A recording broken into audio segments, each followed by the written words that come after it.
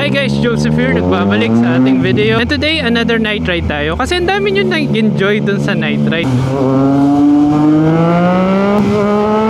Sa mga nagtatanong sa aking setup para sa aking camera, minamanual ko siya para maayos yung kuha niya sa dilim. Na-analyze ko rin yung environment kung masyado na maliwanag. A-adjust ko rin yung exposure para mukhang maliwanag pa rin kahit madilim. Ang risk nga lang nun, pag masyado maliwanag yung ilaw ng ibang sasakyan, possible na mag-overexpose yung video ko. Either hindi ko na magamit yon, pwede ko pa rin maisalba sa pag-edit. Pero yun yung risk nun, pag manual mong ayusin yung setting ng camera mo. Kasi usually automatic yan eh.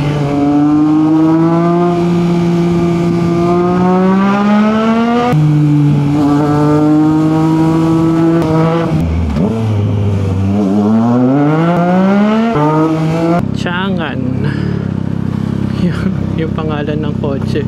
Dapat ano na lang, Mangan. I'd suggest guys, mag-experiment kayo. Manual nyong i-set up yung settings ng camera nyo. Huwag laging automatic kasi sayang eh. Capable sana siya sa madilim pero parang mediocre lang yung video quality. Mukhang may concert dito. Nandito kasi sa High Street, sinasarado nila yung kalye. Sayang. Hindi natin mapupuntahan yung 3D billboard pala, no?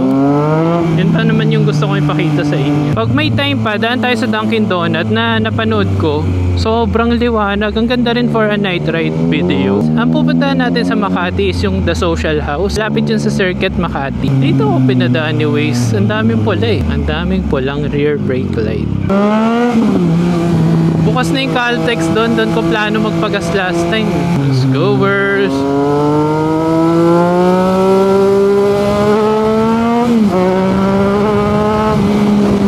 Ganda ng Rockwell! Sinara ko na muna yung aking helmet para wala masyadong wind noise. Kaya pag plan nyo guys mag-motovlog, i-consider nyo sa magandang sound is mga helmet na tahimik sa loob. Malaki ginagastos ng mga helmet company sa research and development just to make sure na hindi maingay sa loob ng helmet.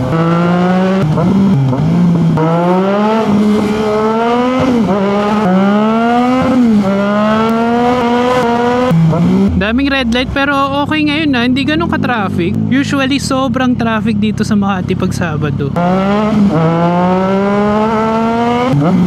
Another traffic light.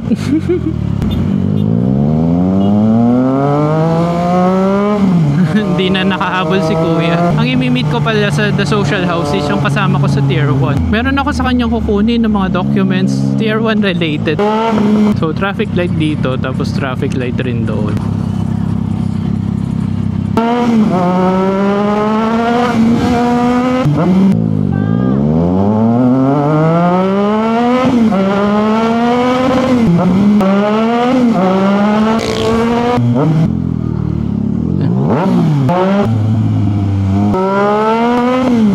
Okay, malapit na tayo sa Social House sa Circuit Makati. May event rin kasi dito yung Tier 1. Balang ginagawa namin mga Tier 1, hati-hati kami sa mga event. Siyempre, yung mga related sa amin. Yung iba sa amin, gaming, lifestyle. Ako, motovlogger. Si Boss Reed, motovlogger. So, nandito na ako. Ikaw ba to? Ikaw ata to eh. Nakikita na. Ay, oo, nakikita kita.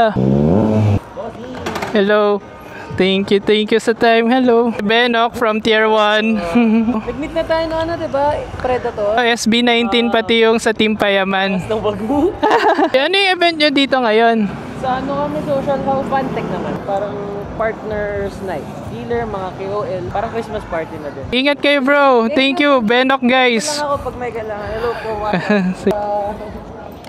Okay, next location. Doon tayo ulit sa maraming Christmas light. Gustong kong puntahan yung mga lugar na sinaselebrate talaga nila yung Christmas by means of yung Christmas light, Christmas feels, ganun. Tagal ko na dito sa Makati pero yung mga pasikot-sikot di ko pa rin memorize. Nagwa-waste pa rin ako eh. May mga hams na walang kulay. Ito, lagi ko itong dinadaanan pero dami rin palang lusutan from here. Dinadaanan ko to pag papunta ako sa The Zone pag magbabadminton eh. Okay, stop ko na to. Alam ko na dito. Pag mga business district, office district ng Makati, yun medyo gamay ko. Let's go, Wers.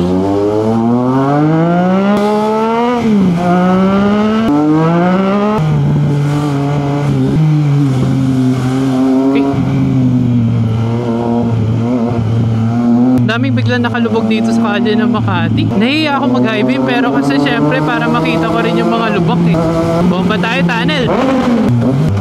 Sana hindi traffic sa SLEX.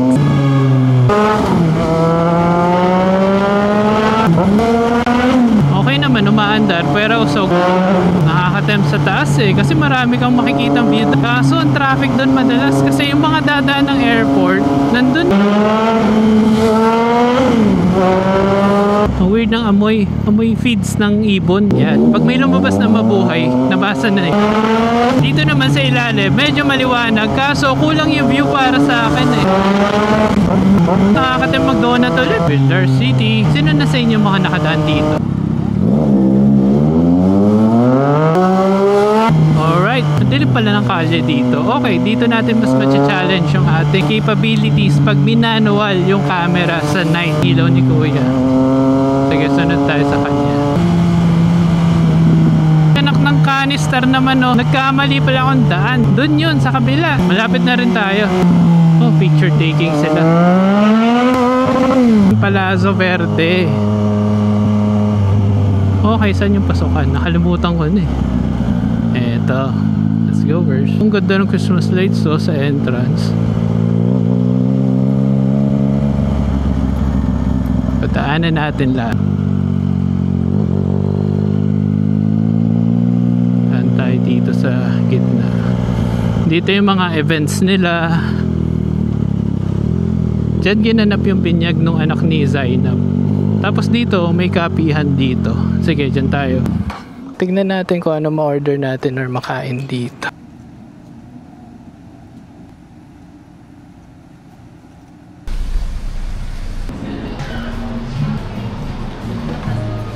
Okay, malamang rinig nyo pa rin ako kahit nandito yung camera. Kasi connected to via Bluetooth. Baligtad ko pala nilagay. Medyo mahal nga lang dito sa Palazzo kasi itong iniinom ko to, 360 to, ganito kalaki oh. Ito yung kamay ko. Mas malaki pa yung kamay ko. Alright guys, tapos na ang ating coffee break. Balik tayo sa kalye. Sinuot ko na dito sa loob yung helmet ko. Usually kasi may discrimination sa rider pag naka-helmet. Naiintindihan ko naman yun kasi hindi naman lahat, diba, maayos. Okay, balik tayo sa ating motor. Maganda to kasi motor ko to eh. Yun nga yun, para sa akin eh, kung bibili ka ng motor, yung tipong pag tinignan mo, pagka-park mo, may enjoy mo pa rin. Regardless kung ano yan. Basta, pag tinignan mo, matutuwa ka na, uy, thank you Lord sa blessing ng motor na to. Let's go, Urs.